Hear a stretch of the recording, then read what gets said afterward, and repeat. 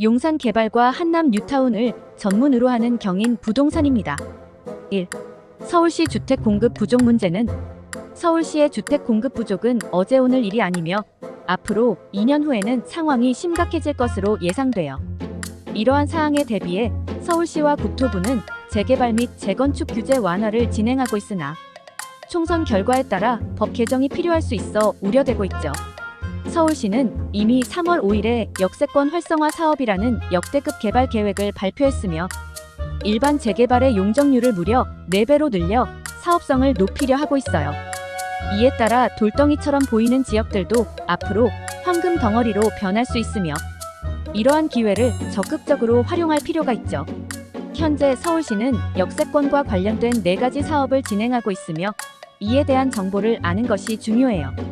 역세권 활성화 사업의 주요 내용은 현재 발표된 역세권 활성화 사업은 총 4가지로 역세권 복합개발, 청년 안심주택, 역세권 장기 전세주택을 포함하고 있어요. 역세권 재개발 사업은 특히 역세권 장기 전세주택 사업으로 연결될 수 있으며 일반 재개발 용적률이 250%인 반면 장기 전세주택은 500% 용적률로 개발되어 많은 관심을 받고 있죠. 또한 장기 전세주택은 법 개정이 필요하지 않으며 운영 기준에 따라서 결정된답니다. 역세권 활성화 사업 또한 법 개정이 필요 없으며 조례에 의해 진행되고 세종 일반 주거지역에서 중심 상업지역까지 종 상향이 가능하다고 해요. 역세권 활성화 사업의 변화는 용적률이 1000%인 경우 장기 전세주택으로 사업성이 뛰어나며 최근 공사 중 정비 사업들이 멈추는 경우가 많지만 1000%의 사업성이 주어진 지역에서는 동의가 빠르게 나오고 모두가 참여하고 싶어 하므로 사업 속도가 빠르게 진행되죠. 이 역세권 활성화 사업은 2019년도에 도입되었고 2024년 3월까지 운영 기준이 개정되었으며 법 개정이 아닌 서울시 조례에 의해 결정된답니다. 2024년도 3월 5일까지 6차례의 개정이 있었고 지속적인 수정 보완이 이루어졌어요. 2023년 8월 이전에는 역세권 활성화 범위가 250M였으나 이후 박스형으로 바뀌면서 범위가 350M로 확장되었고 원래 포함되지 않았던 지역들도 모두 포함되었답니다. 3. 역세권 사업 6차 개정의 주요 내용은 2024년 3월에 6차 개정이 이루어지며 도로변띠 모양의 노선형 상업지역까지 역세권 사업의 범위가 확대될 예정이에요. 이로 인해 350M을 넘어서는 지역에서도 용적률이 높아질 것이고 역세권 활성화를 위한 기회를 제공할 거예요. 역세권 사업의 핵심 포인트는 이전의 용적률이 500% 이상에서 1000%까지 가능하다는 점과 노선형 상업지역으로의 확대예요. 역세권 활성화 사업은 종상향이 아닌 전례 없는 단계별 상승이 가능하며 중심 지역의 경우 최대로 800%까지 가능하죠. 심의를 통해 중심 상업지역에서는 1000%까지 용적률 완화가 이루어질 전망이에요. 4. 서울 재개발의 용적률 현황은 서울의 중심 상업지역은 3도심 및 7강역으로 나뉘며 이 지역은 최대 1000% 용적률이 적용될 수 있어요. 용적률이 800%인 일반 상업지는 현재 노란색으로 표시된 지역이며 여기서 재개발이 진행 중이죠. 또한 녹색 표시된 지역에서는 600%의 용적률이 적용받을 수 있어요.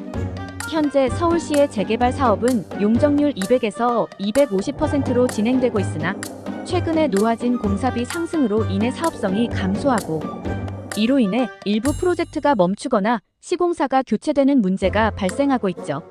하지만 600%, 800%, 1000%의 높은 사업성이 확보된다면 이러한 사업들은 더욱 원활하게 진행될 것으로 보이죠. 간선도로변의 투자 기회는 무엇인가요? 우리 시청자분들은 600%, 800%, 1000%의 투자 기회에 대해 궁금해 하실 텐데 1% 지역에서 가장 높은 기회가 나올 수 있다는 것이죠. 이 기회는 활성화 사업의 두 번째 포인트로 간선도로 변에 주목해야 한다고 강조해요. 간선도로는 6차선 도로를 의미하며 이 지역들은 도심, 광역 중심, 지역 중심의 일반 상업지역으로 상향 조정될 수 있어요. 이 경우 용적률 800%를 받을 수 있지만 그렇다고 역세권만 유명한 것은 아니죠.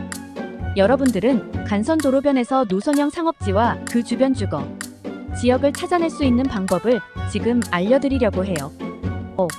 상업지역과 주거지역의 혼합개발 가능성은 현재 상업지역은 매우 좁고 가느다란 형태로 표시되고 있어요. 일반 주거지역과 혼합개발 시 용적률을 제대로 활용하지 못하고 있죠. 하단의 200% 용적률과 상업지역의 800% 용적률이 합쳐졌을 때 평균적으로 400%로 조정되기 때문에 이 두 지역이 함께 사업을 진행하기는 쉽지 않아요. 하지만 역세권 활성화 사업을 통해 이 두 지역을 결합하여 개발할 경우 200% 용적률을 모두 800%로 조정할 예정이에요. 이렇게 되면 재개발을 원하는 사람들은 동의율이 높아지며 추가 부담금 없이 새로운 아파트를 받을 수 있는 상황이 되어 사업이 활성화될 거예요.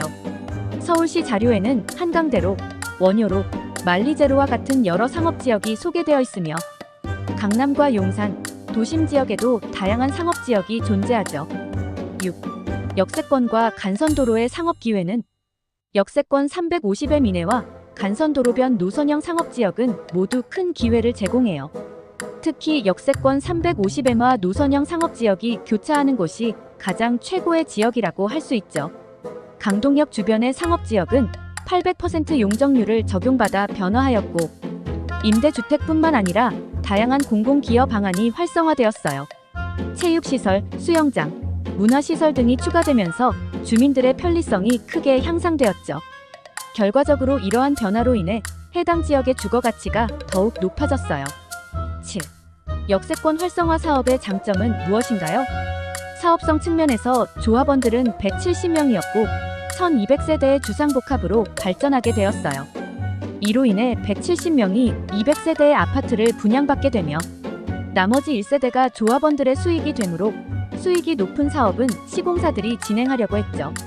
또한 일반 재개발에 비해 주민들의 동의가 빠르게 이루어져 이 사업은 신속하게 진행되는 장점이 있어요.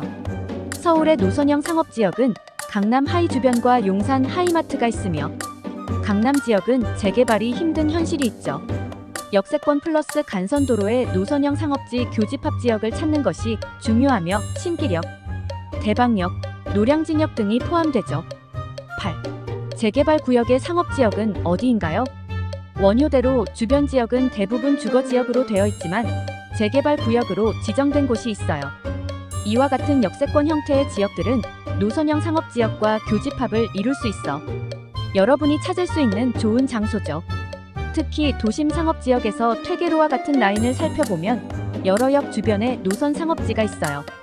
남산 주변에는 대로변 노선 상업지와 낙후된 주거지역이 만나는 장소가 많아 여기서 역세권 활성화 시너지가 높게 나올 수 있죠. 경인 공인 중개사 010-5186-7689